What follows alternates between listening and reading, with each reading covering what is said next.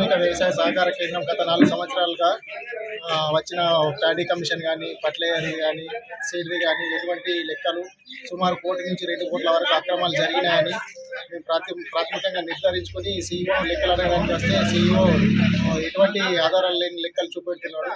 దాంతో అనుమానం వచ్చి చైర్మన్ తోటి డైరెక్టర్లను పిలిచి అడగగా వారికి ఎలాంటి సంబంధం లేదు, ఏదైనా ఉంటే సీఈఓనే దానికి బాధ్యత వహిస్తాడని వారు చెప్పారు.